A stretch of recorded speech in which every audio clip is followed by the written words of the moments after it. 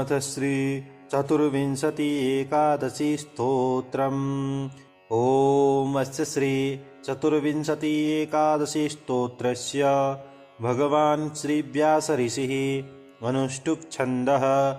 श्री विष्णुः देवता एकादशी व्रत सिद्ध्यर्थे सर्वपापक्षयार्थे मोक्षप्राप्त्यर्थे जपे विनियोगः।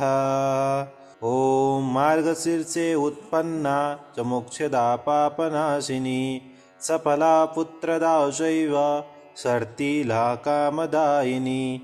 माघे जया विजया चैव फाल्गुने आमलकी शुभा पापमोचिनी चैत्रे स्यात् वैकुण्ठप्रदायिनी।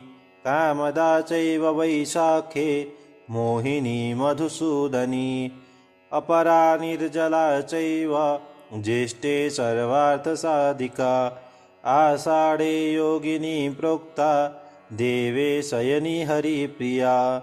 श्रावणे पुत्रदा नाम भाद्रपदे अजाशुभा परिवर्तिनी च प्रोक्ता इन्दिरा पितृतर्पिणी।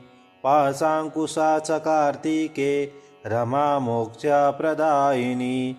मार्गशीर्षे पुनः प्रोक्ता उत्पन्ना हरिवल्लभा। सर्वः एकादशी पुण्य विष्णुप्रीतिप्रदायिकः। यः पठे श्रद्धया भक्त्या एकादशी महात्म्यं सर्वपापविनिर्मुक्तो विष्णुलोके महीयते।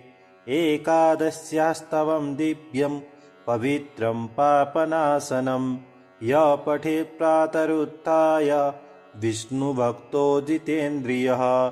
सर्वपापविनिर्मुक्तः सर्वसौभाग्यसंयुतः अन्ते विष्णुपदं याति नात्र कार्या विचारणा।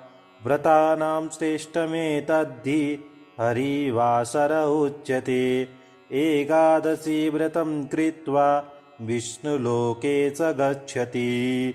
इति श्री चतुर्विंशति एकादशी स्तोत्रम् सम्पूर्णम्।